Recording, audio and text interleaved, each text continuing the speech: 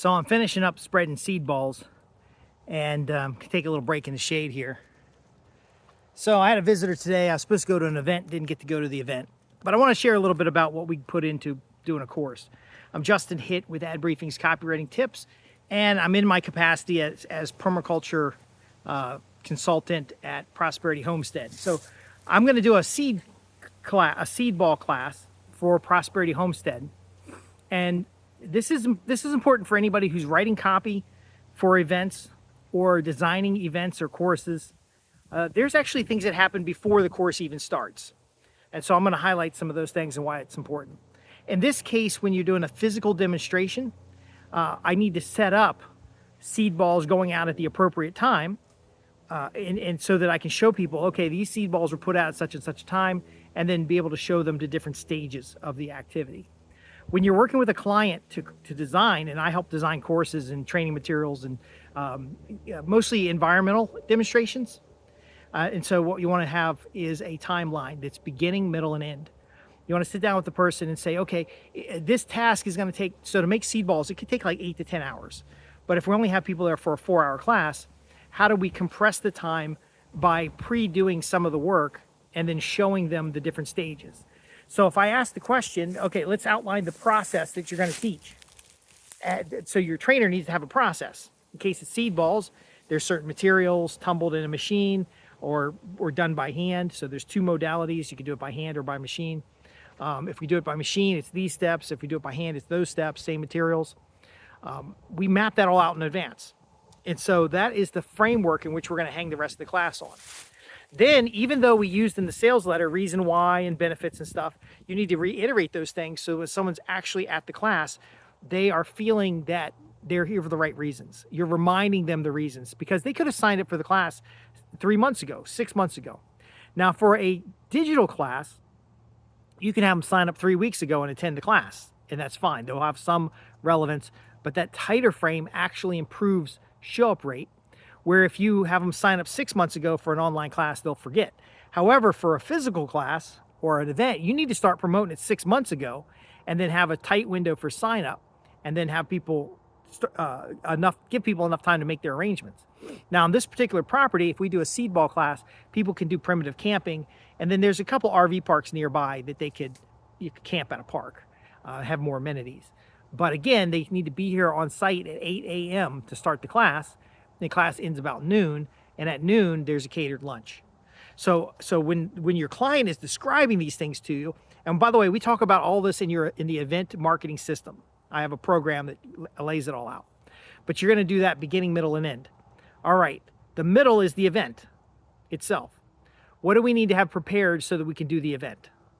All right, in the case of the seed ball demonstration, I need to have broadcasted seed balls. I need to have made seed balls. I needed to record a couple promotional videos for the seed balls. I need to give some idea of the benefits of the seed balls. Now, the how is at the course, but the benefits are in advance, because if they don't understand why, then they won't attend. I also need to go out in the marketplace and talk to people who are candidates to attend the class and see what their level of knowledge is. If I say seed balls, actually, I was at the Reptile Festival here working at the Army Corps of Engineers booth as a volunteer from the Virginia Master Naturalist. And there's a park ranger and somebody from the Cooperative Extension there. And we were talking about community gardens. And I said, hey, we're going to do a course in March about seed balls. And the 2 ladies snickered. They were like, balls. I thought it was like Beavis and Butthead or something. But seed balls, sometimes they're called seed bombs. Sometimes they're called clay balls. Sometimes they're just a way of broadcasting seed that doesn't really have a name per se. And so in their brains, they weren't really sure what I was talking about. And so I was able to explain it there. I was explaining the class because I'm designing this class, but it's a good class for kids because they get to play in mud. It's a good class for older adults because it has as tactile activities, and it's something that gives them an excuse to play in the soil. It's something that you can do at a table or you can do it outside. It's very good modality. Long story short, after I explained it to them, they understood we could do, and they suggested we do seed balls with Virginia native plants. So I even got some feedback. Now, my dad was over a little bit earlier, and I said, hey, here, he said, what are you up to? And I said, I'm down here on the back broadcasting seed balls. And he says, well, what's that? He had no idea what seed balls were.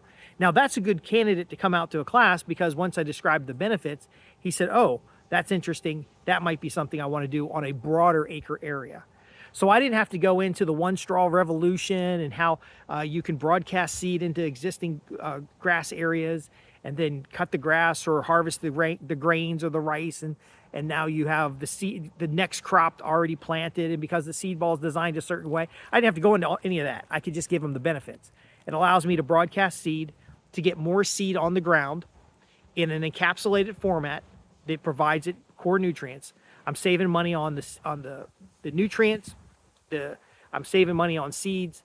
I'm getting a crop in an overlap, so I get more crops in less time. Again, when you're talking with your client, you want transcripts of them talking to the public, talking about the benefits. You want copies of podcasts or listen to podcasts, because the class itself is in the middle. And by the way, beginning, middle, and end is a profit pattern. The class itself is in the middle. You want to be able to set up the operating procedures or the checklist necessary to prepare for that class, to prepare for the marketing campaign that's going to put people in that class, to write the copy for lead generation pages and for other things that have to happen so people understand the concept of the benefits they're going to get in that class. And then you collect the money, and then when the class is held physically at a location, you have to have the space set up. You have to have idea of the path that they're going to walk. So for example, at this property, the seed ball class, the seed balls are being made in a concrete mixer near the up near power, but they're being broadcast down here on the trail. And so I need to be able to walk people between the 2 points. And if you have people just walking and following you, they're going to get distracted. They're going to talk amongst themselves. So I need to be thinking about what stations can I put along the way so that it will be illustrated to the underlying benefits that they're receiving, why they signed up, but feels like a bonus in the overall discussion. So for example, I'll have to make some seed balls in advance, and we can take the seed balls that are drying out or have dried out, show them the different stages in which they're drying out. I need to collect some seed balls that had a problem, and I'm doing that with photographs because we'll have a little slide deck for the lecture part. And then I can show them, hey, we've planted some of these seed balls down here. Let's go check it out.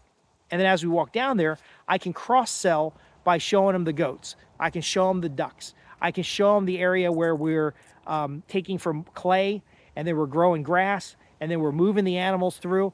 And then I can say, this is another use of the seed balls. You can broadcast the seed balls before you move the goats, because the goats won't eat the seeds. Where if you just came out here and spread it on the ground, you'd have your chickens and your ducks in there eating the seeds. So now we're demonstrating the benefit as we're moving through the one station to another.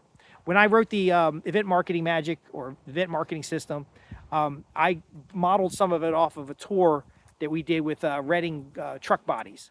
And every step of the way was a reason why you need a Redding truck body in your commercial vehicle.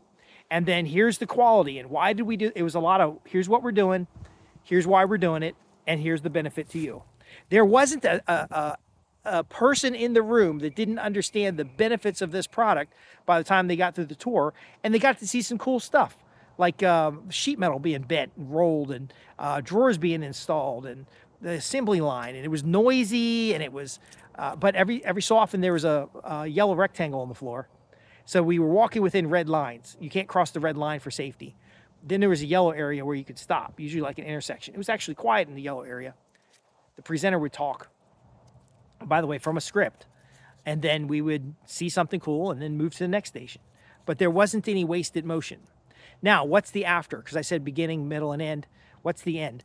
After the event, a lot of your money will come in the post-event. They've come out here and attended an event. Now, the seed balls event, they go home with the seed balls. So they're farms and consumers, people interested in regenerative agriculture, learning how to do something they can do on their property. They go home with some seed balls that are ready. These are going to be Virginia native plants. But what happens if they get home and they find out they don't have a cement mixer, or they don't really like playing in the mud all the time? It's fun as a once-off event. Well, I can then sell them pre-made seed balls. I can also sell them another class. They may see something on the property like raising goats, and they may want to buy goat meat or milk. Now, we don't sell goat milk because of the licensing, but they may be interested in raising goats. They may see the property and be interested in a permaculture design certification or a permaculture design. I don't do the certifications, but I know people that do.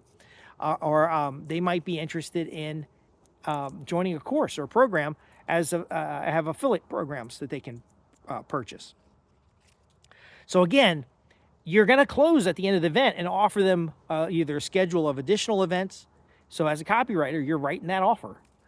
You're writing the script. You might be doing the choreography of how they move through the facility. When I sit down with clients and we design a demonstration, we're looking for $1 million. We're not looking.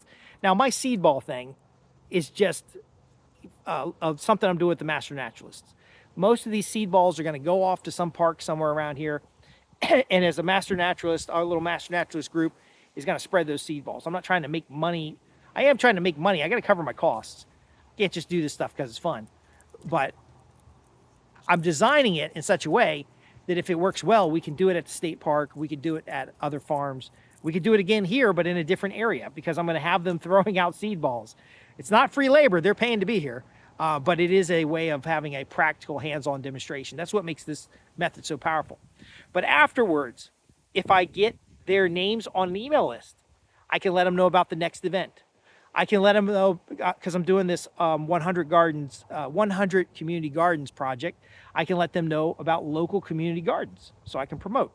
I can turn the event into media. And so the event becomes a lead generation. So let's say your event totally fails. People have a good time, they learn, but they don't buy the product. Of that Redding truck body tour, not everybody's qualified to buy the product, but the tour was impactful enough that it was worth telling people about it. And when I see a Redding truck body, I have a good experience.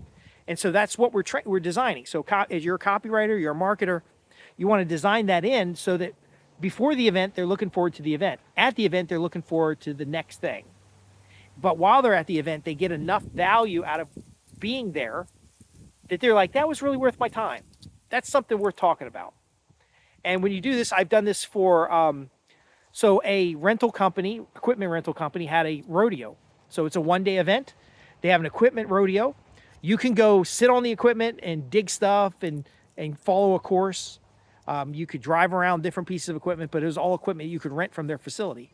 So if you've never driven an excavator before, but you have a landscaping company and you might want to use an excavator every so often, you could go to the rodeo and try out an excavator. And again, same concept. The beginning is the reason why. Why would you want to come out and drive around an excavator and bobcats and zero-turn mowers and get safety classes on different types of equipment that the rental company rents? Well, because at the event, you're going to do hands-on experience of the tools and be given ideas about how you can make money renting these tools. This event, these rodeos typically are business to business. And so you get a bunch of contractors out there for the day. It's free training for their employees, free safety training, by the way. And then it's practical use of the equipment. No contests or anything where it could be dangerous, but actually practical use of the equipment. And then you get 5 minutes on an excavator, 5 minutes on a bobcat. Grown men were lining up to ride the excavator. But again, they had a safety class before they went on. And so they're riding the excavator. That's the middle. They're not riding it. They're digging up dirt. I was doing it. I was like, oh, yeah, this is fun. I think I got 200 hours or something on it between an excavator and a bobcat. Probably not that many hours, but it's exciting to be able to run that equipment. Build your confidence. See, there's other things besides just learning how the equipment works that you can talk about. And of course, the safety is the main thing on that. And then after the event, we followed up with all the contractors using a marketing series. We used letters, and they had a cover letter on a brochure because they had a lot of the brochure. We just put a cover letter on it. I talk about that in Recycle Your Marketing, how you can revitalize brochures. But as a copywriter or marketer, you could be writing the cover letters, right? So after the event, there were 3 follow-up letters, one for each type of equipment that particular person ran. So there was somebody at the event because there were tickets. And so You had a ticket to ride the to run the excavator. You had a ticket to run the Bobcat. You had a ticket, and you put your name and address on the back of the ticket because there was a drawing at the end of the event. And so now we knew who did the excavator, who did the Bobcat, who used, there's one of those fence post things where two people stand on it. So we had one person, the staff person, holding one side, and we had the client or the potential clients holding the other side, and they were digging post holes, okay? And so after the event, we knew which rides they rode, and we sent them the letter series appropriate to that. So we might send them this week something about all the things you need to know to rent an excavator. And so when you get an excavator, it doesn't just magically show up. You need to schedule a day. You need to have enough space for the vehicle to come in and unload the excavator.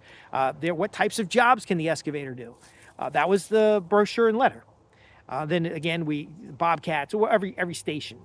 And we did design the event with stations. And it was interesting that some people didn't go to every station, okay? Because the event's only I think it was 6 hours long or something. But they didn't go to every station. And then they had opportunity to ask questions. Now, we could have added vendors to this event, but again, this is a rental company that has different types of rental equipment, and it's a equipment rodeo. And so about a third of the people there were family. So it was the contractors and sometimes their teenage kids, which is fine because it's supposed to be a fun, entertaining event. So afterwards, we would follow up based on activity, not based on a big glom of people. So the event itself was actually segmenting the list. And then at the end of that, I think they put $3 million in rentals down. It was over like this is something you could do every year and then just follow up on it. So as a copywriter, you can actually, if they've ever done an event before, you can package their event so that it can be more consistently implemented. Or you can pitch the event and do the design beginning, middle, and end.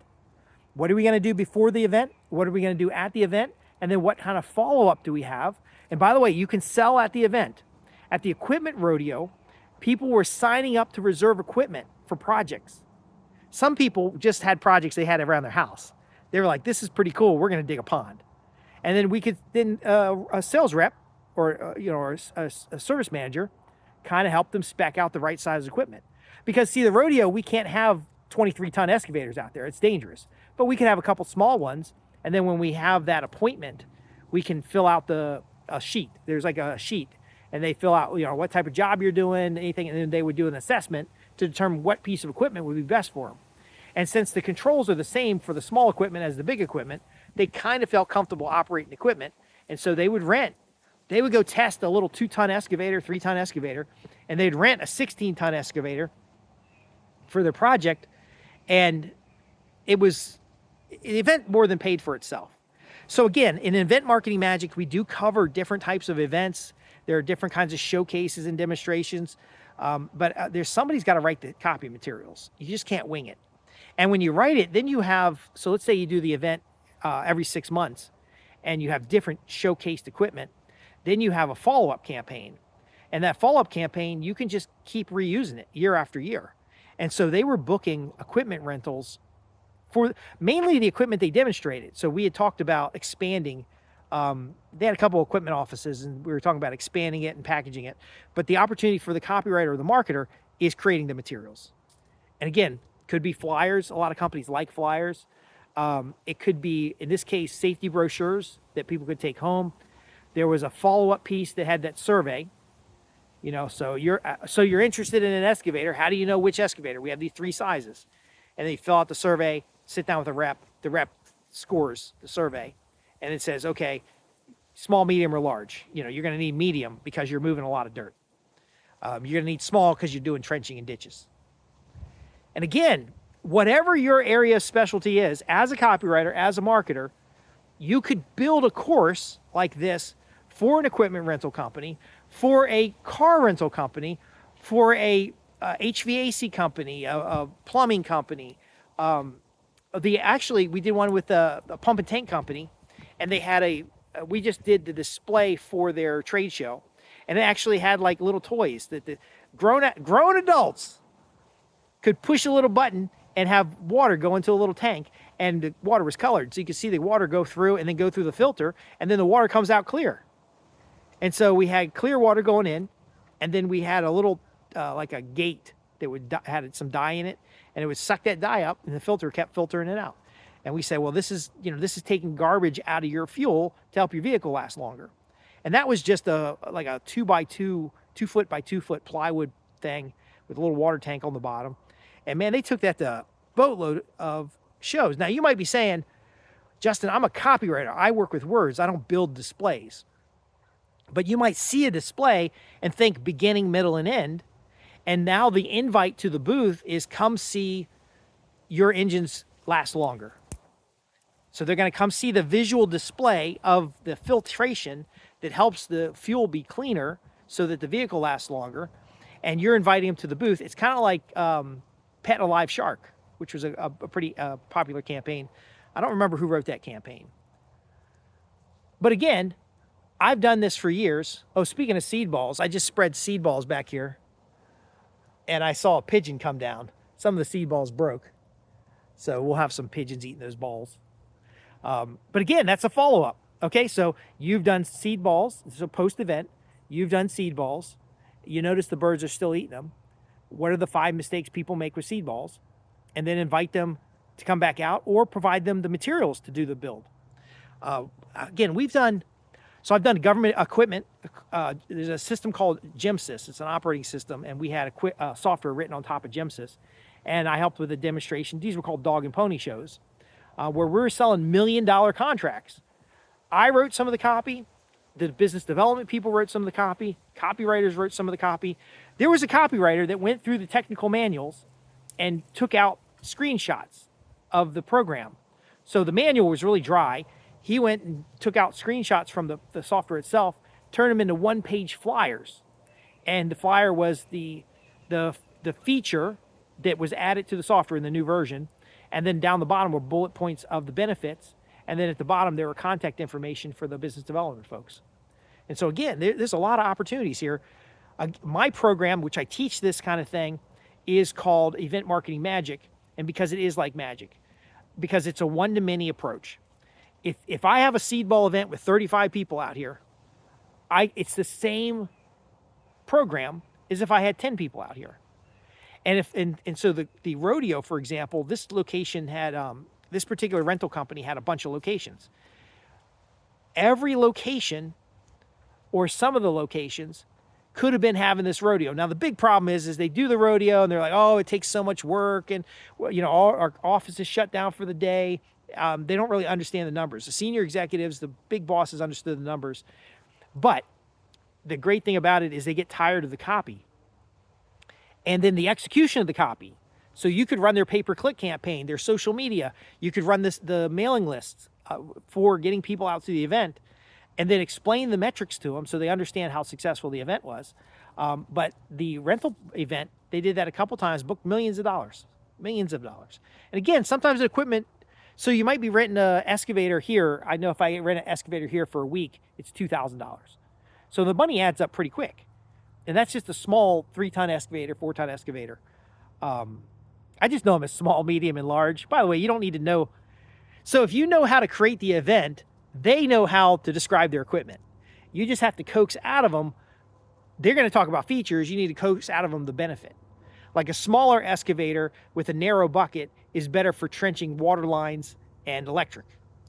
The same excavator with a wider bucket and a grapple thumb is fine for brush clearing.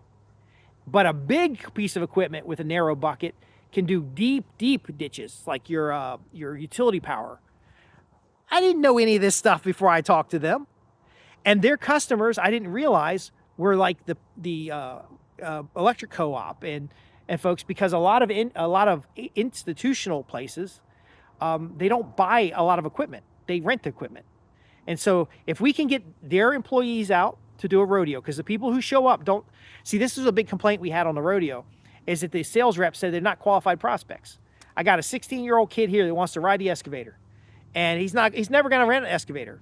Yeah, but his dad owns a construction company that could be digging foundations with that excavator and trenching with that excavator. And if they had 2 pieces of equipment available to them, they would do more work and make more money. So let's focus on the dad, and let's focus on the experience we're creating where father and son comes out. And we had some young ladies running the equipment as well. Actually, that's always fun. If you can find a good-looking single girl in this type of environment and you get her to run the equipment, head to head. Okay, so one of the things was that the buckets with the thumbs on them, we had they were stacking tires. Again, rodeo's got to be fun. And so we had this guy up against this girl, and this guy, he was talking trash. He's like, I've been running excavators for years. This is a nothing game. But he never used a little thumb. And so we were showing him how the thumb is useful. Well, that's what that station was about. And so they were picking up car tires, and they had regular car tires with no hub in it, car tires with a hub, and then they had tractor tires with no hub in it, and then a large tractor tire. The ones with the hub in it, you can get the bucket inside and lift it up. But we were showing how easily, the feature we were showing is the thumb, which was an upsell on the rental. By the way, it's just a different bucket they put on the end of it before they show it up on your site. But the thumb, we had this young lady on one side, and we had this old grizzly guy on the other side. And we started chatting up the crowd, because I'm wandering around while they're doing this event, because I'm helping with the event management. And we were like, you know, everybody, we got this guy. He's got 20 years experience using these things, but he's never used the thumb. And we've got this lady over here, hadn't done anything with an excavator. She'd never been in an excavator before. And by the way, this works boy-girl, because the girl's going to have more refined reflex skills and better spatial awareness.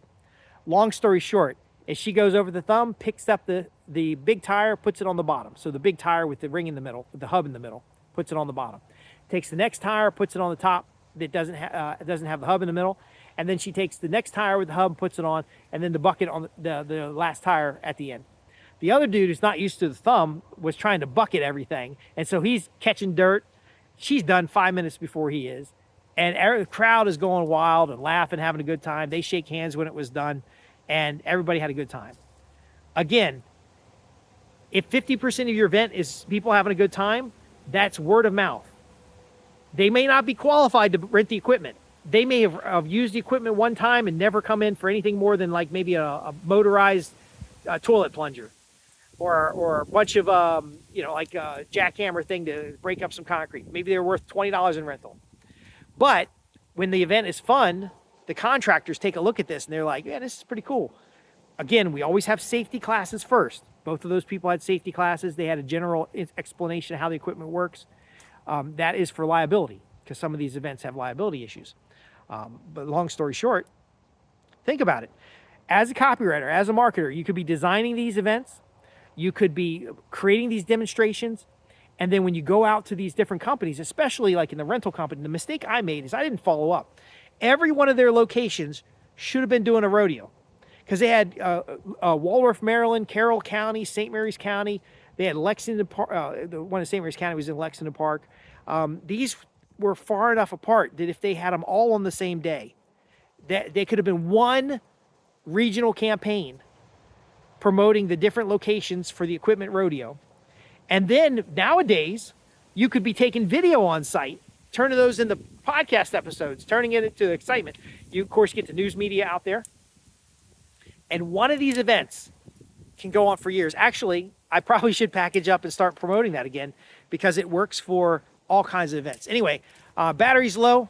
I'm going to wrap it up. I'm Justin Hitt with Ad Briefing's Copywriting Tips. We're talking about event marketing magic.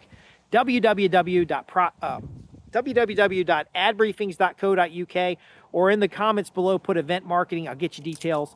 I got to get out the battery warnings here. I got to go. I hope that was interesting for you. Let me know in the comments below if you've done any events and how they turned out.